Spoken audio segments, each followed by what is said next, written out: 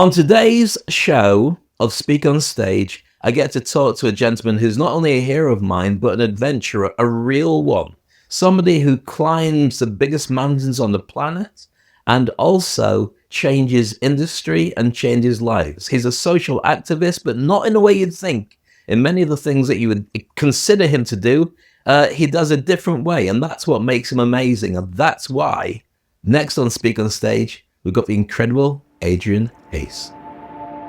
Welcome to Speak on Stage with Dave Crane, the podcast where we unpack the art and science of public speaking to help you command the stage with confidence and authority.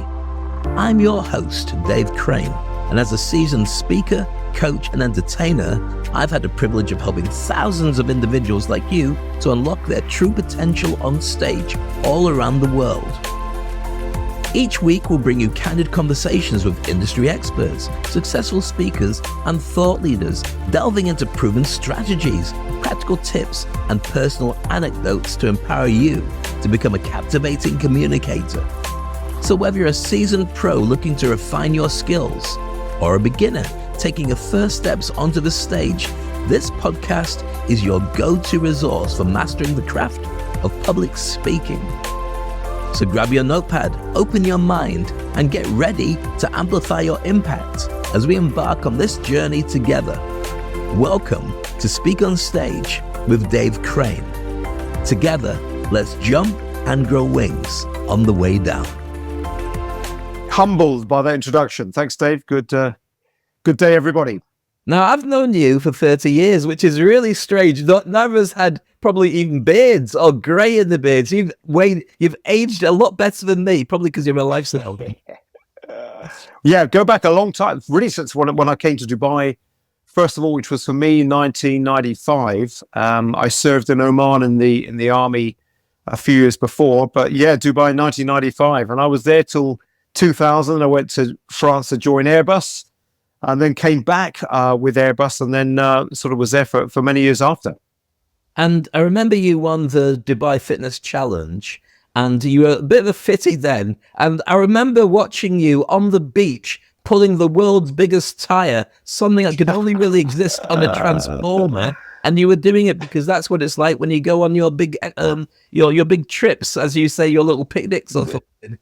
Yeah, my long camping trips. Yeah, the polar expeditions where you're pulling a sled across a frozen ice cap for 2 months at a time. The best training you can do is pulling tires on a beach, which the beaches were deserted then, of course. There was no people. But I used to get the strange looks from people. Who is that absolute idiot pulling tires on a beach? Because I was the only, believe it or not, Dave, I was the only polar explorer living in the desert. I mean, you couldn't make it up. But yeah, that was the extreme ones I was doing, not too, I mean, I'm still doing it now, but I was doing the polar things was a period 2007 to 2009, the big ones. So a few years ago. That's incredible. Now, the thing I love about you is you've got so many different hats that you wear in what you do. If I was to say to you, Adrian, what are you doing now? How would you describe those different hats so somebody can frame who you are and what you do? Yeah, so let me just say I'm an extreme adventurer still, a speaker, keynote. Wait, it's too fast. Slow it down. Extreme adventurer because you have done? I'm an extreme adventurer because I suppose that's what I'm most known as, and I'm still doing it. And I've done a few things. I've been doing it all my life since I was 17. Before the army, in the British Army, I was a Gurkha officer for about 10 years, and then after the army. So I've been doing that for many years. And after a break of about 8 years, which is another story, I've come back to it in the last 2 years. So I'm doing that. I speak to corporations, public events, conferences, the usual stuff speakers do. I hate the term motivational speaker. It's an American term, which I detest because, when you do a speech of anything, there's so many objectives. Motivation is only one, and I think there's a lot more. So I do the speaking. My main work is coaching, consulting, mentoring, facilitating on leadership development, team development, executive coaching, that side of things. I am involved in a number of campaigns. I've had a few documentaries as well. We're still planning a few more. and I social commentator. I call myself a social commentator, not a political commentator. So I'm on once a month on a British TV channel when I'm asked to commentate and try and keep a higher level perspective, critical thinking perspective on, world, social affairs, cultural affairs, all these things. So yeah, many different hats, but I suppose there's a linkages. They're all, in the end of the day, about people in some way, shape or form. People, well, actually, I'm big on sustainability. People, planet and profit is the trilogy, the three pillars of sustainability. And I suppose that's what, in my own work, it's about people, it's about planet, and it is about profit. There's nothing wrong with profit. It's about maximizing, companies' bottom line. So that's what I do in my coaching consulting work. Fantastic. Now, to put some kind of perspective in this, and I wanted to lean into this because I know lots of speakers, I know lots of coaches, but I don't know many people that climb Everest. I know a few, but when you say, extreme adventures, can you just mention some of the accolades and some of the achievements that you've got before we sweep it under this massive white snow-driven carpet to move on to your other stuff? Yeah, so this is why I get embarrassed, so because I honestly don't like talking about what I've done.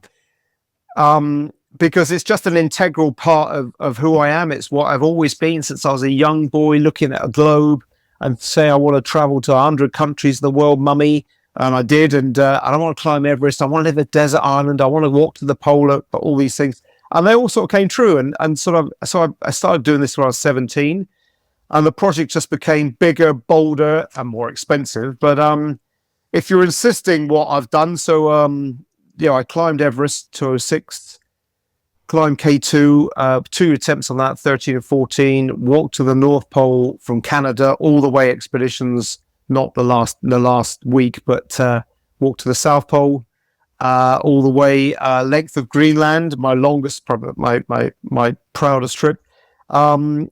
Crossed the empty quarter, the Arabian Desert, attempted the fifth highest mountain of the world, and have just gone back to try the third highest mountain of the world. So I'm still doing it. So, a few. I mean, they're big projects. They're big expeditions with some backing of some great companies in Dubai.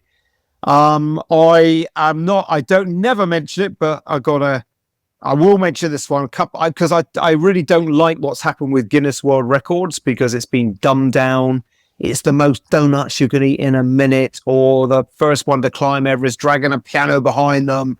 It's gone ridiculous. But I did get a couple for polar expeditions, a few documentaries as well, and but that's something I say I find a bit embarrassed by even mention. But that's what I've done. You've insisted me. You've got my arm behind my back. Please tell me what I've done. And thank you for sharing that, because the thing is, when you do the amount of things that you do, it's very simple to see it as, well, tomorrow I'm going to do something that's interesting, and it might be interesting to me, but I'm not really bothered if anybody else gets into it. But the thing is, what we have now is a world that's driven by bragging rights, and by positioning and by trust and credibility, which are very important for people to want to invest. So when you say that you climb mountains, lots of people can say, yeah, I've done some mountaineering myself, but not to the extent that you've done it. So before we move on to the next section, I want to just ask you some questions on that, if you don't mind.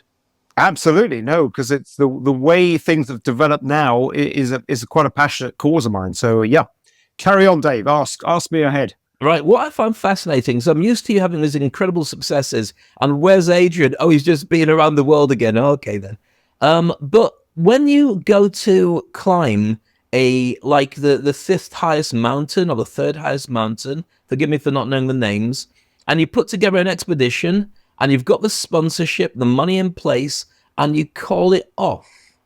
There's a lot that goes into that. And the reason I bring it up is not because of disrespect. It's because you make a realistic decision. It's not going to work. Lives are at stake here. We can always go back again. But that's something that you can see that many people can't. What's the reasoning when that is a decision that you make? Yeah, it's a difficult. So you're probably referring to the one I've just come back off of, which is just the beginning of June, which was the third highest mountain in the world, which is called Kanchenjunga. Nobody knows it. But the interesting thing. So firstly, I'm going to just change what perception there or assumption. So I didn't go for sponsorship because it's a new world out there now, and I want to come to something in a minute. So I paid for it myself.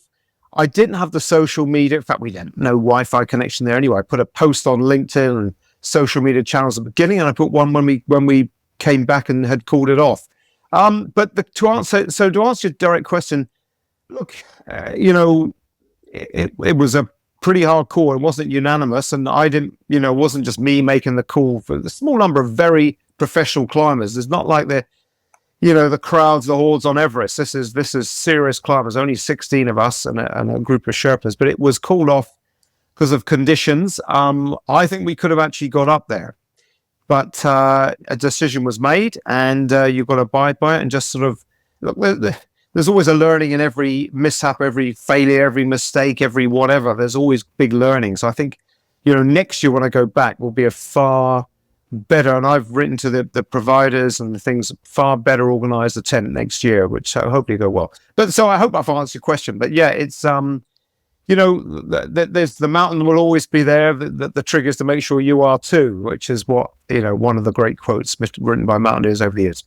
The reason I bring it up is because so many people are launching their own business, and it's effectively a mountain to climb. They're saying, right, I've got a startup. I've prepared everything I can. Now, you and I know from the business point of view as coaches and mentors that it's going to cost you twice as much as you think, take twice as long, and it's going to be twice as painful to go up that whole experience. Now, you know your stuff really well, but at some point, people have to turn around and say it's not going to work and step away and reinvent. Now, the reinvention's important. You just said we will go back again next year.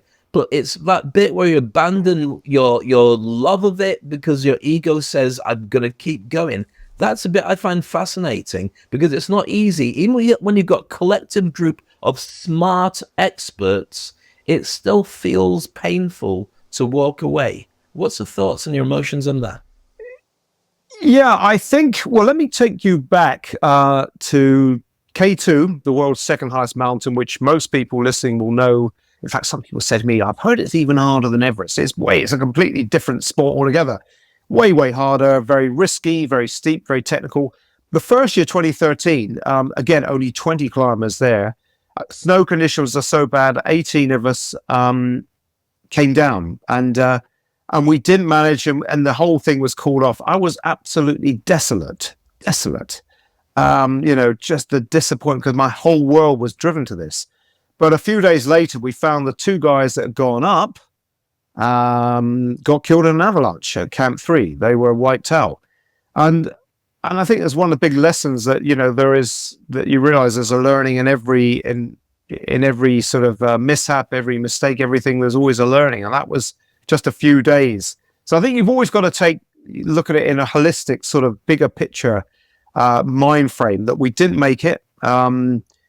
The world moves in mysterious ways, but just looking for the gift in every circumstance. A quote I use a heck of a lot. Every single circumstance, failure, mistake, bankruptcy, divorce, court battles, whatever, there will be a learning. And you've just got to get your mind aware of that, just to sort of try and get the whole lessons for it. So it's painful. It was disappointing, but I'm even more determined on this one to go back next year. And I will be looking for sponsorship. I'm going to actually put it out there for companies as well. Right, I'm going to ask you a question I'm sure everybody asks you, and you're probably sick of hearing it. Why? Why do you do this to yourself? I'm proud of what you do, but I don't get it, because I don't feel the need to do it, but you do it. Yeah, and I'm going to expand the question. So I've always done it. I've done it since I was 17. I started climbing mountains. Nobody knew about these things then. I joined a regiment in the British Army that you weren't allowed to speak about, so nobody knew I could do that. So you get these things. So I think there's an integral, real striving for excellence, the pursuit of excellence, the pursuit of goals, the pursuit of fulfilling a life, self-esteem, self-worth, all these things that have driven me over the years. I say, doing it since I was 17, 20 odd years now. But as you guessed, where it's changed, and this is where I really do think the world of social media and smartphones has changed everything. So instead of the pursuit of excellence or pursuit of a goal, it's become the pursuit of likes, the pursuit of followers, the pursuit of recognition and name and fame. I look at this with a bit of bewilderment. I say I didn't have social media on this particular expedition, but I look at, and most of the guys there were pretty holistic, pretty integral. But I look what's happening in the adventure world. It's just the tip of the iceberg, that we're all sucked into this need to feel worthy, this need for recognition. And that's what's driving so many people these days, subconsciously or consciously. Now I'm going on to one of my, social commentary topics, but when people talk about what smartphones or social media has done, they look at the nasties, the occasional murders and all these things. It's what it's doing to us, our day-to-day life. Now we're old enough, you and me, Dave, we can manage it. Our brains are well warped and well weathered. We can manage it. But I look at my daughter and teenage young people, and they're absolutely addicted to it. I go to a gym now. All right. And I'm doing supersets. I'm doing 10 pull downs and going straight into sit-ups or something. I look at everyone in this gym. They do their 20 seconds of their pull-ups, and then they're on the social media. They're on their smartphones for 5 minutes, 6 minutes, because they're addicted. And I'm getting quite hot on the collar. Any addiction, you treat it by sort of regulation or sort of various authoritarian measures. But if we only knew the damage these things do, and I think just mountaineering and Everest in particular has just become the tip of the iceberg. And I think this is where we've got to get back to doing these things for authentic reasons. Sorry, I've gone on a bit of a rant there, but it's I think, but why do I do it? Go back to your question. I do it for authentic reasons. And even I've been caught up in it. K2, I asked myself when I wrote my book on K2, and I asked the question, why do we do these things? Because I even got caught up with all these likes and comments, and you get hooked into looking at these things and going, wow, distorts reality. So I do it for an integral and authentic reason. That's why, and I'll continue doing it till I'm an old man, which I'm now. Well, that's another question to ask you, which is, when do you think you'll stop doing it, if ever? One of my lovely quotes I love. You don't stop when you get old when you stop. But there's more stuff, and you'll probably know this. I find, it's keeping that sharpness, keeping the edge of keeping working, keeping climbing, keeping doing both physical fitness and working. And I just think, it keeps you relevant. Once I've seen, I don't want to judge people. It's not judging, but when you stop the work, you stop the exercise, you quickly go to seed it. I think so.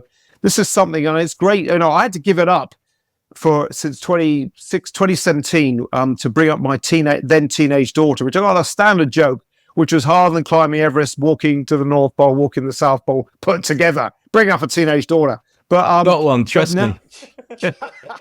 But now she's independent enough, and I can get her. And I've put as much work into bringing her up, and you just look at, and we got her into all sorts of activities, into dancing and singing, and theatre work and drama, all these things. Same effort as a parent as I put into sort of doing an expedition, and now she's there, so I'm back to it. So I'll keep, do as long as I enjoy doing it. But but you've got to, ask yourself why I'm actually doing this particular goal, and that's the thing. So, or this particular mountain or desert or jungle, whatever, and it's got to be for a real authentic purpose.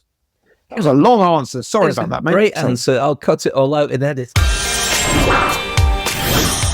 Just a quick one. If you love what I do and want to work with me, go to the VIP mentoring site and get yourself registered. Whatever it is you want to do, this is a QR code, or go to www.speakonstage.com/summervip/ all the details are there. I'm waiting for you. One-to-one exclusive sessions to build your signature product. What is it? Find out. Take a look. Work with you soon.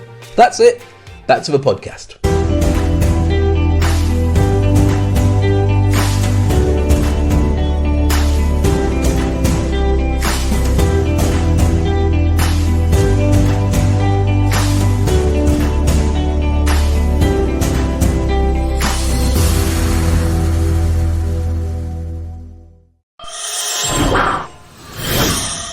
Can I ask you, because here's the thing, you talk about your experiences, and you talk very strongly about your dislike of social media, but is there a correlation between the dopamine hits that you would create for yourself in your ambitions and your climbing and the extreme sports stuff that you've done, and what people need to crowdsource. And that's why we're so addicted to social media, because when you do this stuff, you generate that buzz yourself. You don't need anybody else's thank you. It's nice when it comes back, but you go off and you disappear for a long time. Is there a correlation between it, that need for at least personal recognition that other people are addicted to through their phones? Or am I on a completely different track from your experience? No. It's a good analogy, because you talk about dopamine. I've sort of done a bit of studies on that stuff. I mean, yeah, we get that dopamine little hit every time we see 50 people like a comment we do on social media. But I think, again, it's a more internal respect for yourself, internal goal. I wrote in this last book, we all do these things for significance, but there's a big difference between internal significance and external one, which goes with the recognition, respect, and things like this. I actually quite liked not having social media this whole trip until I did put a post on the social media forums at the beginning and end, and I got tons and tons and tons and tons of comments and likes, but it doesn't affect me. I'm not doing it for that. This is just nice. It's there. It's an authentic goal that I'm having, that I want to do for my own. Well, my own. It's part of my values. It's who I am ever since I was a young kid. It's part of my, I suppose, identity, which is more into sort of the external things. But it's just something I'm doing. I did not do well. Let me go into contentious issue. The lockdown eras, I did not do very well in those, because my whole values of freedom, of adventure, were compromised, and so it didn't sit well with me. And I think it's just, you all know this stuff. You get to know your values and what you stand for, what generates you, what energizes you, and this really does energize. And the big one for me is goal setting. Having that big goal every year is something that really just motivates me, just drives me to big things. And it's not just goals on expeditions, there's goals on the whole other lives and work as well. What's that balance then? Because if you weren't climbing the mountains, which obviously takes care of a certain part of you, but you also help people with consulting, and you've said about the importance of family, but looking after your teenage daughter to bring her up. There's a mix of things, and you are so in tune with yourself, you must see different balances of, I need a bit of that, I need a bit of that, I need a bit of that for me to feel whole. How close are you to your actual persona, so you know what you need, and how much of it is driven by the events that happen around you? Do you drive everything yourself, or is it reactive? A lot of questions in there. How close am I to self-actualization is one thing that came to my mind. Pretty much. Look, I wouldn't like to be doing this adventure stuff. Look, most professional adventurers, they're guiding, they're doing this thing the whole year. I wouldn't like to do this. I actually like doing my other forms of work. It's a great joy. So this is just, as you said, it's just part and parcel of a whole different hats that I have. I love being on TV and making sense of the world we live in, and giving a non-partisan, non-political party sort of judgment on where we are, leadership, on cultural change, on society, and just trying to give a perspective from, I suppose, having these unique lived experiences. You perhaps look at the world in a different way. I've put myself, one of the things I speak a lot about is about risk. And I probably think about death more than most people on this world, about risk. Resilience is a typical one coming in. But when you've put yourself voluntarily into some pretty dodgy situations, you do have a far greater appreciation of the day-to-day lives that the vast 99.999% of the world lives. And it can be hard coming back. I've only been back a couple of weeks in this last thing, and I'm still slightly lost and unsettled, but it's trying to get all these bigger lessons, not just from these big expeditions, but just from the military experience and from, corporate experience, from all the things I've done, just trying to bring this into a big picture analysis and trying to help people, help society, help the world in my own little small way. Now, when people trust us to do stuff, that trust and credibility does come from looking at your background, your history, the social proof that you walk the talk. When you say that you're going to do something, you're not just making it up. You've actually done it. You've got proven risks that you've done. So it is important when you do go on for these TV shows and you do get interviewed, they probably do drop in adventurer or extreme sports expert or something, because people need to be able to position you. I need to know that when you do talk about risk management and you do talk about social issues, you're not talking it as a guy down the pub who's just decided to open his mouth and talk about stuff. You're talking about it because you've had plenty of time to think, you've achieved some incredible stuff, and so you do see disparities in a way that most people wouldn't. Yeah, you're right, and as you said, it brings that credibility, I suppose. That when you speak about something that we're all confronting with, and a society issue these days, and you can speak from experience. I think one of the things I did when I was 13, I sort of expand the thing. I think I followed my grandfather, who sort of left school at 14, and he did everything in his life. He spoke 7 languages, he traveled the world, just kept reinventing himself, a bit like you and a bit like me. But it was one of these goals I had. I wrote these things down at age 13.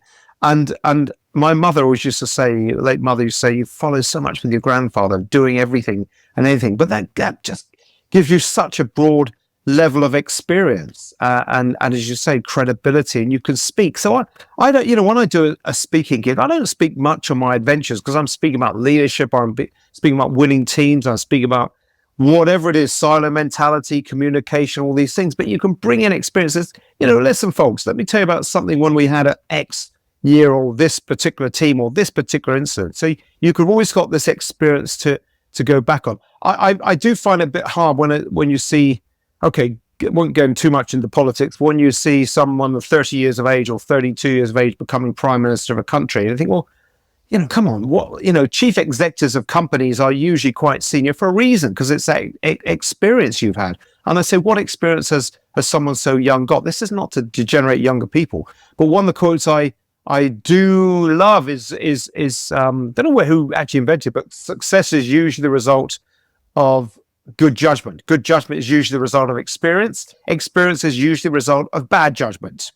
Great quote to use. And it's those experiences, those mistakes we make, those bad calls, those bad decisions that really lead to that thing called experience. And so when I make a call, and one of the great things about leadership these days, to me, is about not just sound judgment, but excellent judgment. This is why I think the political class today, of all parties, and even in the corporate world, the leadership levels, they're lacking this thing. And this excellent judgment is what people need. How do you get that? By life experiences, by making mistakes, by taking risks. There's an article in today's paper about in the UK has become so risk averse it will never get growth. I look at the England football team. Sorry, England football supporters, but Gareth Southgate is so risk averse. He's so safety conscious, so that I don't think you'll ever release your full potential by keeping in this safety closeted cotton wool wrapped comfort zone. So I'm going on a few different subjects that's quite passionate to me, but I can speak, going back to your first point, I can speak with these things from credibility, because I've taken risks and I've actually had to measure risk. There's nothing wrong with risk, but measured risk, not reckless risk. And hopefully I'll be around for quite a few decades yet to keep telling the tale. I have no doubt it, depending where you're climbing next. I want to go back to something you mentioned earlier, which is about the languages. Because one of the things that first impressed me when not often, but very impressive conversations, I was just starting to date my girlfriend. And she was with her friend, and she's from Singapore, Malaysia. And you came over, we were both speaking at the Wellbeing Show in Dubai. And you sat down, we were chatting, just drinking coffee, and you started speaking fluent Malay. And I was so impressed, because I thought, wow, how can you possibly jump past me to talk to my chick and you're speaking great? And it was impressive, because it just shows how many different facets to you. By the way, we've been married for 20 years, but how many facets there are to you and who you are. Yeah, it wasn't fluent Malay. I served, when I was with the Gurkhas, served in Hong Kong, Brunei for 2 years, where that, and Oman. But I learned Arabic. I learned Nepalese in the army, serving with the Gurkhas. So that's always very useful, particularly in petrol stations in Dubai and everywhere, because there's, they do get amused when you come up with Nepalese. But learn Arabic as well. which is obviously far more useful in the business community. Look, I don't claim I'm fluent in these languages because I learned them at an elderly age. I was in my 20s. And one of the things I do think we should be learning languages that when we're, when we're 2 foot high, that's where we really cement it in our brains. But yeah, it's just another aspect. So my grandfather spoke 7, so maybe I took a little bit after him. But they could be much better, I must admit. How many have you got? Just 2. Just but your brain's wired that if I had to learn Malay, which is quite an easy Asian language, it's the easiest one, or French. I lived in France for a year as well. You could pick it up pretty quickly. So it's just an amount of work, but you can get by. It's, we can use just get by with communication for both languages. Nepalese probably better because I spent many years there because I go to Nepal a lot. But Arabic, and the trouble is in Dubai, English is so well spoken, it's hard to speak Arabic. But around the rest of the Middle East, yes, it becomes very useful. And Brits are notoriously bad at languages because of lots of different reasons we could go into. I want to pivot slightly to look at the prospect of thought leadership, because right now there are a number of people who are saying, especially across social media, I'm a thought leader. And I think that there's nothing wrong with leaning into what you do as an expert, but I think you really need to have got some kind of achievement to show that you have got credibility and people can trust you, that you are changing the game. So what would you say, in your definition, is a thought leader, and how do you make them? I think in today's world, and maybe I'm slightly pivot the question, to me, there is a tendency for conformity of ideas, conformity of the type of people we want, even conformity of speech. We talk about DEI, diversity, equality, and inclusion, yet we're becoming as divisive, inexclusive, and excluding. And I just think we need to, as a thought leader today, I think we need to be a critical thinker, a skeptical thinker, question everything. And I know that old term, think outside the box, has been done to death. I don't use that one so much, but I just think of diversity of thought is as important as diversity of race or gender or culture. And we're not getting that. We're being suppressed into this, as I say, into this conformity. And I don't think it's helped. I celebrate the mavericks, and perhaps I'm a bit of a maverick myself, of being a little bit sort of non-conformist, bit of a freedom lover, bit of someone who is skeptical, who criticizes various things. I think that's what we need today as real thought leaders, not the ones who fit the mold and fit the box, ticks all the boxes and get elevated to the highest positions in corporations or in politics, which I think we're all becoming very, very much samey. I agree with you completely on that. I think the disruption part is really important because that's how you change the world and make things better for the people, whereas everybody else is trying to keep things together, is missing the point. Now, what I love is the fact that as an expert in what you do, and you work as a coach and a mentor for many CEOs, when it comes to decision makers, do you think that they want to change and get better? I've met plenty of people who just want to hold it within the things that they've always had in their life. Can you just add a little bit to make me feel better about what I'm doing? And what you sometimes have to do is break it down and start again from scratch. And there's a lot of resistance to that because people have worked so hard to get to that position. Now, the question I want to throw at you, just to extend this slightly, is, and we won't go down AI next, that's the next question after this, is 50-year-olds are losing their jobs left, right, and center because it's cheaper to get younger people in and because there's technology that can replace a lot of what we do. Oh dear, we've fallen into the AI question. When you disrupt and you show people a new way of doing it, there is an age group that's going to find it very hard. And because the world had a social promise, which is go to school, work hard, get your qualifications, get a job, and you can retire one day and we'll make sure you're all right. That's not the case. Do you find resistance? No. How do you deal with that when you talk to people on your many trips and and coaching experiences? All right. Well, let's break that down. So, firstly, your CEOs, your senior level people, have got as many challenges as anyone younger. In fact, I find most of them actually beat themselves up over the mistakes they make. they're high achievers, but they're hyper achievers. Unless they're achieving even better things, they're judging themselves by their achievements, and it's not a very healthy place to be, because they're anxious, stressed, sleep deprived, all the rest of it. So I'll break it down. Your CEOs have many challenges as all ages. We all know, but I do find they do want to be better. They've risen to the top because they are excellent, but they generally do want to be the best they can be. And I think it's a thing for all of us. We want to be the best possible version of ourselves we can be. The second question, let me just try and make sure I answer it, was really about, the social contract. All the people in the workplace and the social contract, because CEOs are the top of the food chain, so they can probably retire easier. But for most middle management, they get into that age where that's not set up for them. What's your... Yeah. One friend of mine told me startling advice and said, look, you've got to start your own business when you're 50.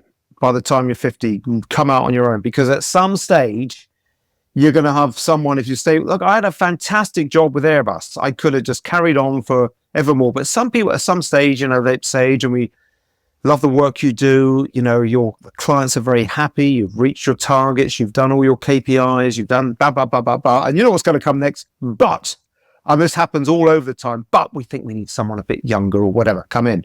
So I do think there is a big merit in actually going out on your own. Now, that may not fit everybody, but may suit everybody. But I do think there is such a great world for experts who may not work as the CEO of a corporation, but as a consultant to the corporation. So, I know, and you probably know people as well, they've left the company, a big corporation, and they're coming back. They've asked the same person to come back and do work on a consultancy basis. So I think, but I am a big, as I would be, I'm a big opponent of ageism, which is sort of coming in everything. I think, and this whole idea, society thinks you've got to start, people say to me, where do you think you'll retire to? And I say, sorry, what's that word? Retire. What? I'm going to keep going till and I've got friends, around the world, and they're still working in their 70s, in their 80s, and all the rest of it. I don't think there's a place. I think this experience and wisdom and guidance and mentoring side you've got as you get older is invaluable. But the last part was about, younger people coming. How do you create that change? That change mindset, because you are right. We have now, I despair what schools and universities are teaching young people today. They're teaching people what to think instead of teaching them how to think, which goes back to this whole point about critical thinking, skepticism, alternate viewpoints, options, all these things. And we're just creating this sort of, this stereotype type of people whose world falls apart if you challenge such concepts and ideologies. If you bulk against it, it's just, and this comes back to the whole cancel culture, the taking offense, and the whole world we're living in, the Western world at least, about people cannot take a different set of arguments and a different perspective on things. And I think we've got to be teaching people different in the education system. Again, I say it so many times, the world is moving like this exponential curve that's just coming there. Education university is bingling on, struggling to adapt. I think even the coaching world, to be honest, is not quite adapting to what the world is now. I was on an online seminar last week with a very famous coach, speaker, an icon, and I had to turn it off. It just, there was nothing new. Give me a clue. Oh, you're not going to tell me. I won't say. I had to turn it off. It was not what it promised to be. It was not what I thought it'd be. It was the old stories and the old way of the world has changed. Dealing. The world has changed, and I think we have to do as well. It's not the same. And look, the whole. And look, I do it. You probably do it as well. We are striving to get people to maximize their potential, their performance, their results, be the person they want to be. But all these old calls, if it's just to be the person or maximize your potential just to get 1 million followers on Insta, then, you'll never be satisfied. And I do love there's a book by Mark Moran, The Subtle Art of Not Giving an XXX. You know the one? Yeah. And it says this whole world that tells us we can be beautiful, we can be famous, we can be amazing, the stark root truth is that 99.9% of the world won't be like that. We've got to recognize this. And so true. And it's a difficulty because social media makes people bigger than they would normally feel comfortable. And there's also no way that most people can catch them out. And people put on social media their best version of themselves. And it's a really kind of messed up place. I remember I met Seb Coe, Lord Sebastian Coe to everybody else, I guess, at a big event. Seb Coe to me. Of course. Well, I was going to say, you remind me of him for the conversation, but he went on stage at a big event all about education. And the room was full of some of the biggest hitters from the education world, all there to slap each other on the back and say, what a good boy am I. He went on to his credit, he said, 40 years ago, the system was broken and it's still broken now. And I look around at what people are talking about and you're not getting people ready for the world they're in right now. You're just basically taking money, selling them an old dream. And I was probably the only person in the room with a big smile on my face going, thank goodness somebody said the emperor's got no clothes on. He had his clothes on, but I didn't mean like that. Yeah. To follow up on what you just said was a gentleman, but everyone was going, no, we've made lots of changes. And I was thinking, no, you haven't. But a guy went on afterwards and backed up what Seb Coe had said. And he said that when the pandemic was on, before the pandemic, there was a disparity between jobs available and degrees available of 5%. So there's 5% more jobs available that there wasn't a degree for. After the pandemic, that was 37% of the jobs available. There was no way to study and actually get those jobs. Now, I would guess that with AI, which was now part of our conversation, that's moved even further. So what would you recommend? You've got a daughter who you've worked with very closely. How old is she now? She's not a teenager anymore? She's early 20s, yeah. Okay, so I've got a 13-year-old. For me, my plan is to teach her how to run a business and how to be financially independent of the world. So therefore, she can always earn. So the choices that she makes are her own. Whether she decides to travel the world, she should be able to go into a coffee shop, open up a laptop, and make some money doing some kind of business and understand where it comes from and optimize it, grow a team, don't grow a team. But it's that mindset that school doesn't get you ready for. What would you say if you could reinvent the education world and that social contract of where you should be? What would you do? Look, I spoke at a very well-to-do school last week, actually, and it was, very interesting that I think this whole thing of communication is one thing. There will always be a need for people of the service industries. There'll always be people who will need to serve coffee in coffee shops or actually build a whole chain of coffee shops and all the rest of it. And I think, again, comes back to the social media things.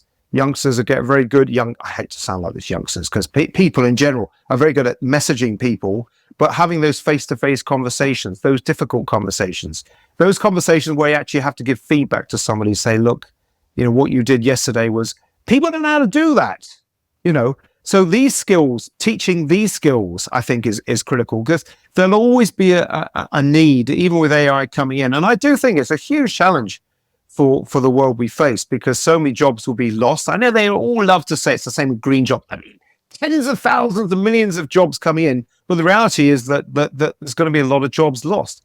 So I think just communication, people skills, but finding your little niche, that you've got something, your own USP. We've all got something special that we could do. Even a 13-year-old daughter, my daughter, who has some learning difficulties, by the way, but she's brilliant with people, absolutely fantastic people. And I think it's just leveraging your strengths and managing over your weaknesses, finding that niches and going to the jobs that there'll always be need for people. I think that's what I would say. That's a non-thinking answer to a difficult question. But anyway, that's my first thoughts. Yeah, I agree with you completely. I mean, the way I labeled it before was to embrace your acoustic skills, the things that you do, not the things that digital can replace. And I'm excited by it. I was speaking at an event recently where It was a room full of about 40 world changers, all bringing cures for malaria and things that could help blind people see again, or Alzheimer's people walk. It was just incredible. And as they're talking about this wonderful world that they're creating, I'm just thinking, that's a lot of jobs worldwide. That's a lot of jobs worldwide. These are people who've got to administer it. People have got to make these things. And so I just think there's a shift. And I'm not so worried about what's going to happen. I worry about those who don't embrace that there's a tsunami coming and start swimming or building a life raft, or start saying, you know what, I'm going to stick with what I've got, because this is like electricity and the internet hitting us at the same time. And I don't think many people realize just how effective it is. How does it affect you in what you do? Look, I use social media channels. I'm not a Luddite. I'm not sort of there, but there's a difference between managing it and it controlling you. That's why I hinted at easier. There are no, so one of the things, there's no single solutions for any problem, any challenge we face in the world. Everything we do has got a trade-off. And there's big trade-offs with AI. There's a huge thing. As I said, I've read the science of what social media, what smartphones are doing to our brains. The frontal lobe is overwhelmed. It hasn't got the capacity to take this information in. We're losing something called memory consolidation, the deep thinking skills, focus, contemplation, deep thought, all these skills we're losing. Okay, so there's a consequence. Now, do we say, well, let's uninvent the phone? No, it's going to be with us. AI is going to be with us. It's coming. It's going to change the way we run things. But I do think there's a place for schools. I'm very much with putting schools in smartphones in lockers at the beginning of school, because I think young brains have got to develop. We've got to learn these skills. But for older brains and for the world at large, AI, of course, it's coming. But this then comes back to my sustainability trilogy, the sustainability trilogy of people, planet, profit, not just profit alone. Yes, for profit, it's cheaper. Yes, we're going to make more returns. But what's it going to do to society? What's it going to do to the planet? There's so many things that we have to ask these things. And the middle link in the middle, that sustainable profit, sustainable society, sustainable environmental things. I think this comes into so many issues we face today, including AI. Yes. If we just banish people, what are they going to do? Sit at home all day? I think work is a fundamental purpose and part of our lives. It enlivens us. Even the working from home, companies have bolted against it because they're not getting that brainstorm, that creativity, the water cooler moments. They realize it doesn't create a great human being at the end of it. So if that's doing it just from working from home, and we've settled on a hybrid, which is probably a good way, what's AI going to do where people who don't have the skills are just be paid by governments to sit at home and just do nothing all day? I think there's real consequence of this. We have to look at a far bigger picture than just doing what's cheapest and what's going to maximize profits. I'm on a rant again. Yeah, Dave, I love it when you do. I just sit there and the hairdryer treatment comes to me. Could AI help you climb a mountain easier? Oh, no, it won't create anything. No, I could do a visual one, an AI generated climbing a mountain, but no, you're back to the basic Maslow's hierarchy of needs, warmth and shelter, and all these basic things. And this is why I love it. You're going back. I was away 7 weeks out of social media, 2 months away, and do you know what? We're not just going in just to meditate and just think and just. We're solving problems. We got challenges. We got the things to solve. Communication between us. But my memory, my contemplation, my thought process, my connection with nature. I tell you what, so connected, which the most I've ever been, I think, on one of these expeditions, bar the polar ones. And I think nature's got a lesson for all of us. Nature's more powerful than all of us. And I think sort of getting in touch with the energy out there, it sounds quite holistic, quite spiritual in a way, but I think it's one of the great joys of going back to real basics of living and of existing. And as I said earlier, confronting that death is a real possibility. I'm not just exaggerating that. You have to be very cautious. So it's a unique pastime that apart from soldiers going to battle, and they're told to go to battle, and they're fighting and killing people, we're in this most majestic environment. Just absolutely incredible where we were the last couple of months.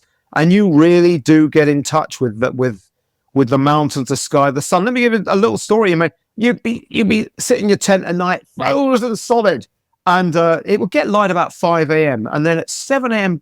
on the dot, the sun would rise above the mountains. Within 2 minutes, your tent was like a sauna, so you're so in touch with the rhythmic cycles of nature. I'm still going to bed. I've been home 2 weeks. I'm still going to bed at 8:30, 9 o'clock because I'm so, because we're in social jet lag. We're still staying up far too late, out of rhythm with what's going on in the natural world. So these are things that you can't replicate and AI can never replace. So I think whatever happens on technology, on smartphones, social media, AI, I think there's a huge lesson for people of all ages to get out in the forest. You don't have to climb a big mountain. Just get out in the forest. In the UAE, get out to the mountains. It's fantastic out there. It's too hot right now. But just get into nature and leave your phone behind and just get in touch with the whole amazing world that it is out there. So that's my lesson.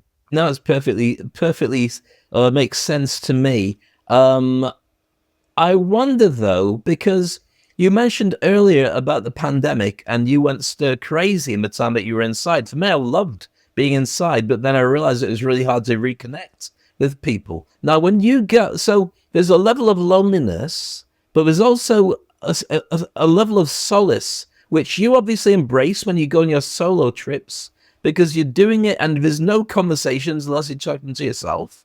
So go on, you're going to jump in now. No, I'm usually with teammates. I usually do. I've done solo things. I love it. I love being on my own in nature. But yes, usually with teammates, and you have some brilliant conversations. So sorry, I've distracted you from your stuff. And there's a stuff I wanted to ask you about, because men right now have a massive problem with their own mental health, their inability to talk to anybody, to share what's going on, to understand what's going on.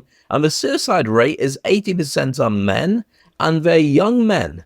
I mean, I guess that when you get to our kind of like grey and haggard old stage, then maybe you've found the second lease of life, but it's leading up to that point. And I wondered if there's any lessons from when you're doing a solo trip and you're understanding the conversations you had with yourself, you're appreciating yourself. What would you say the way is forward for men to be able to understand and get to harness their own ability to be on their own whilst in a crowd and appreciate themselves better?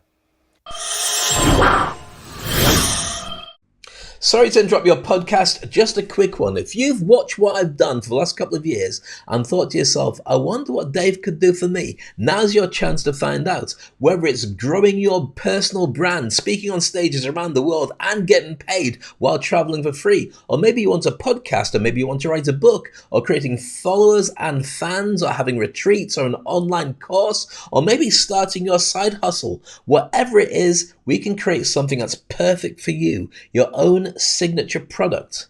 So what do? Well, very simply, all you need to do is register at this QR code or go to www.speakonstage.com/summervip/ and then register. Once confirmed, you get sent details of how we can book to work together. 2 sessions with a load of incredible content to raise your game. You will also be able to be incredible on LinkedIn, get over imposter syndrome, create messaging that your clients will love and buy into.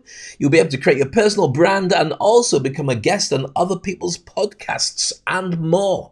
What more could you possibly want? Just me and you working together, having a ton of fun and getting you to where you need to be. The world is changing more rapidly than ever before, and I want you to be positioned as the best that you can be. So all you have to do is go to this, register, and then let's help you jump and grow wings on the way down. That's it. Back to the podcast. I'm asked to speak about mental health quite a lot. And, it is a challenge. It's been, again, look at the charts, depression, anxiety of teenage boys and teenage girls, and look at it how it correlates. And it's not just, it just follows the introduction of the iPhone in 2007 when smartphones and social media took off in 2010. It's nearly an exact correlation. So again, these things, it's an unreal world. And as I go back, particularly young people, you've got to teach people how to live without these things, which is why I've got this whole, I'm part of campaign groups that try to ban them from schools. But the mental health side of things, the problem we've got is that we have got an epidemic, but now people are riding on the coattails because it's great that we talk about these things, and because that we open up. But now I think, like in so many causes, it goes too far. So anyone who's a little bit bored, a bit lonely, a bit depressed, has got mental health problems. No, you're lonely, you're bored, or you're a little bit depressed. You've got to get a little bit of realism back it. And I we've just had the 80th anniversaries of so many anniversaries. My old regiment, I'm going to one in a few months' time, of the Second World War. And, I don't think we realize how lucky we have been, how comfortable, how safe, and how great life has been. And it's just, but it is a challenge. Again, go back, the pandemic didn't help, the lockdowns and everything like this, of course. But I just think there is a lot of work out there that can be done. But where the worst thing you would do, and this comes back to that, there's an epidemic of victimhood in the world today. If you've got a problem, mental health, talking one-on-one with people or with there's so many groups, you'll get so much out of it. When you post it on social media, looking for all that attention, it distorts the reality. You get hooked into all that adulation and that sort of that sympathy that's coming from you. So there is work. And again, I do a lot of work with schools, and it's just recognizing, these whole things, but what you can do to improve people's mental health, particularly, guys, who say women are much better at it because they do tend to talk with each other, but guys do suffer. But again, I would say get out to nature, get into rock climbing. Rock climbing is one of the most, and I see so many young people doing it without a smartphone in sight. It's a brilliant thing. And your awkward, slightly, your autistic guys, some guys who are not beautiful and good looking like your social media influencers can excel at things like rock climbing. It's not like being a team sport. And I think just Alex Honnold, who won the documentary Free Solo, did that free climb without ropes up the big walls. I'm not saying people do this, but he's got a bit on the spectrum, things like this. Just shows you what you can do. I think it's getting to nature. I'm sorry to sound like just repeating myself, but sport, nature, and really the work you can do with various groups and various programs and courses. That's what we need. I agree with you. And I love the way that you inspire people to move forward. What you've done in your life so far, and by no means is it anywhere near finished, leads the way in showing people it can be done. And so, final question for you is, what do you have left that you still want to do? Because you've ticked all the boxes. You're virtually an Avenger. What is it that you actually say, oh, I need to do that? Or is it just, I'll take it as it comes? Well, plenty more I want to do, and I think, as I said, I'm just a lover of goal setting. The work I put into my goals every year is just legendary. It's just weeks long. But look, there's expedition goals I want to do. There's real this society work. I don't know where it's going to take me. It's interesting. You say I'm speaking on television these days, but how that coaching work, but on a far more relevant way that the world needs today than the iconic coach that I listened online last week, which I won't mention. There's lots more in all avenues that I looked at. I was one stage of thinking of going to politics, but I just think it's I wouldn't know which party to stand for starters, because I think politics in a bad way. But it's just trying to change. You're trying to change the world in its own. It sounds such a bad thing. Change the world, a big thing. Change the world. But you're in your own little way, little shape, form. Who knows? One thing I do, I never plan too far ahead, because you never know quite what's going to come into your life. I do plan a year, 18 months ahead, and just see what happens. So that really goes back to what you said at the end. Just see where this various lines of work takes me, and see what comes of it. Well, I look forward to continuing to watch your career, which I've been watching for 30 years. And when I started doing the podcast, I thought, I've got to talk to some of my old mates and catch up and find out how they do what they do and what they're going to do next. It's been an utter pleasure chatting with you right here on Speak on Stage. Thank you so much for your time. Thanks, Dave. I'll be sharing your contacts so people can find how to follow you. Even though you're not so bad on social media, other people will want to find you on that, if that's okay. Oh, if you must. All right. Okay. So there we go, the incredible Adrian Hayes, legend, superstar, and he's only just begun. Make sure that you connect with him and also take a couple of life lessons. He says things that he just takes on, which is just what he does. But for many other people, they're impossible dreams. The fact that he can do them and he's continuing to do them should maybe make you do exactly what I said, jump and grow wings on the way down. We've got more amazing stars like Adrian coming in the future episodes of this podcast. Make sure you subscribe, make sure you follow, and I look forward to catching you next time on Speak on Stage. Thank you for tuning in to another insightful episode of Speak on Stage with Dave Crane. We hope you found today's conversation inspiring and packed with valuable insights to help you to amplify your presence on stage too. And if you enjoyed this episode, please subscribe to the podcast on your favorite platform and leave us a review. Your feedback helps us improve and reach more aspiring speakers just like yourself. Remember, the stage is your platform to shine, and with the right tools and mindset, you can captivate any audience anywhere. So keep honing your craft, refining your message, and never shy away from the spotlight. Stay tuned for our next episode, where we'll dive even deeper into the world of public speaking and performance. Until then, keep speaking, keep shining, and keep making an impact. This is Dave Crane signing off. See you next time on Speak on Stage.